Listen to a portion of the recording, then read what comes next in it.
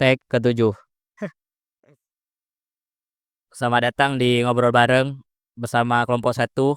Di sini kami dari Manajemen Pemasaran Internasional sama gua Gunawan Abdul Hamid dan Anggi Novitasari. Di sound ada Febri Ananta dan di belakang kamera ada Aris Solihin. Jadi kita lagi di mana nih, Nggi? Kita lagi di Wira Garden. Kita lagi ada di Wira Garden dan ini sore mendung. Semoga aja nggak hujan. Pertanyaan pertama, kenapa kita harus belajar budaya di Manajemen Pemasaran Internasional, Nggi? Karena sebenarnya jawabannya simpel. Pasar yang kita sasar itu manusia, bukan kayak angka ataupun algoritma aja. Dan manusia itu mikir serta ngambil keputusan berdasarkan sistem operasi yang nggak kasat mata, itu yang namanya budaya. Jadi budaya itu yang nentuin apa yang dianggap sopan, apa yang dianggap keren, sampai apa yang dianggap tabu di suatu negara. Contoh nyatanya tuh kelihatan banget kayak kita nyusun pesan campaign, kayak bayangin brand Apple di Amerika yang kulturnya individualisi, pesan atau menonjolkan keunikan personal itu aku keras. Tapi coba kita copy paste gaya yang sama persis ke negara Asia yang kulturnya tuh kayak kolektif kayak kita. Kadang jatuhnya tuh kayak kurang relate. Di sini pesan promosi yang bawa-bawa unsur kebersamaan, keluarga, atau tongkrongan kayak iklan-iklan Coca-Cola pas Ramadan tuh justru lebih kayak ngena. Jadi intinya jualan ke pasar internasional itu tanpa paham budaya lokal itu ibarat lu ngajak ngobrol orang tapi pakai bahasa alien. Jadi tuh kayak blunder dikit brand lu langsung kena cancel. Oh, jadi harus sesuai dengan pasar daerah kita yang mau kita targetkan ya. Iya. Oke, kalau gitu budaya itu apa sih sebenarnya? Budaya itu apa dan elemen-elemennya itu apa aja yang ada di dalamnya? Kalau elemen-elemennya itu ada bahasa ya. Yang pertama itu bukan cuman terjemahan kata, tapi juga gestur, kayak gestur jari kita oke gitu misalnya. Di sini tuh aman, tapi kalau di beberapa negara Latin itu maknanya kasar banget. Yang kedua itu ada nilai dan kepercayaan. Ini urusannya sama apa yang tabu dan suci. Makanya brand kosmetik global itu yang masuk ke Indonesia itu berlomba-lomba untuk mengurus kayak sertifikat halal, halal karena mereka itu sadar nilai kepercayaan di sini tuh kuat banget. Yang ketiga itu ada estetika. Yang estetika itu urusan selera visual dan warna. Waktu Indomie ekspansi ke luar negeri, desain packagingnya itu disesuaikan sama estetika dan regulasi lokal sana. Keempat itu ada organisasi sosial. Gimana cara masyarakat berinteraksi di negara yang ikatan keluarganya tuh kuat banget. Kayak promo keluarga itu pasti lebih lebih banyak terjual daripada promo single atau personal. Yang terakhir itu ada pendidikan. Tingkat literasi nentuin cara lu ngobrol. Kalau lu jualan produk di teknologi di negara yang literasinya digitalnya belum merata, lu harus pakai bahasa yang super sederhana, jangan pakai jargon yang bikin pusing. Oke, itu aja percakapan dengan Anggi. Kita lanjut next ke kita lagi di mana, Riz? Lagi di Wira Garden nih kawan. Ya, berarti kami di area semuanya ya. Ini udah bahasa pertanyaan capek. Langsung aja berarti pertanyaan untuk Aris. Apa tuh pertanyaan? Kan udah dibahas setiap masyarakat tuh punya budaya yang beda-beda setiap wilayah. Ya. Nah, sekarang jauh dampak budaya ini terhadap organisasi di sebuah perusahaan. Nah, kalau jauhnya itu jauh banget Gun. Jadi kayak berpengaruh banget lah budaya itu sama budaya masyarakat. Contohnya gini, budaya masyarakat itu adalah tanahnya. Sedangkan budaya organisasi ini adalah pohonnya. Lu nggak bakal bisa nanam pohon apel yang isi tanahnya itu pohon kaktus semua. Nggak bisa kan? Jadi sangat berpengaruh lah.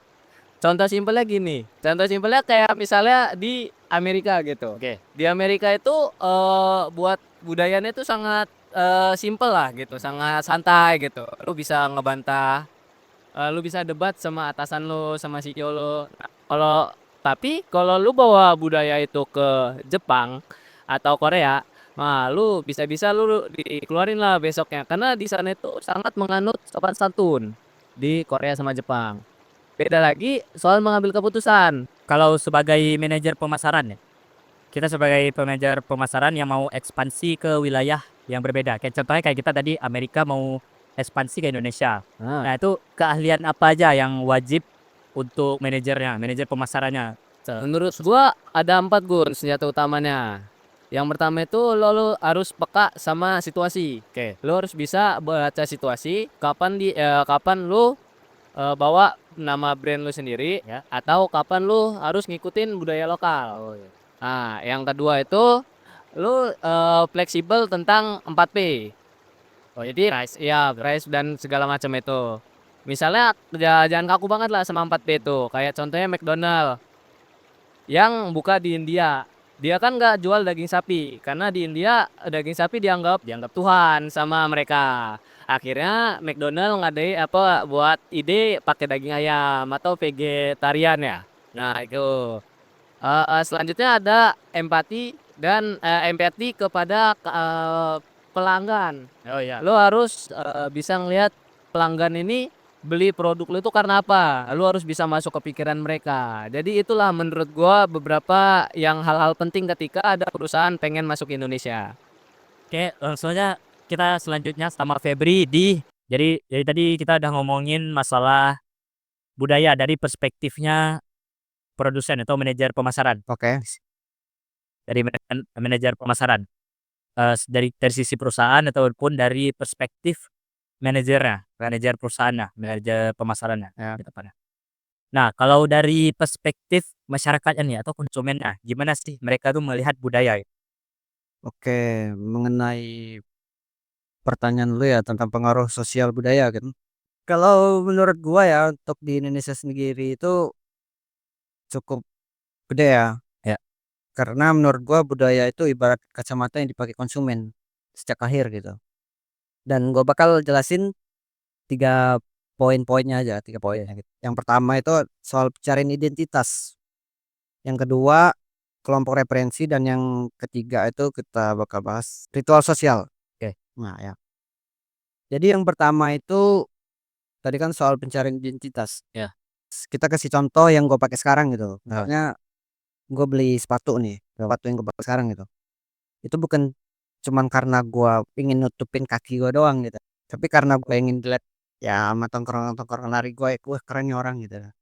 Ritual sosial. Ritual sosial. Ya, ritual sosial.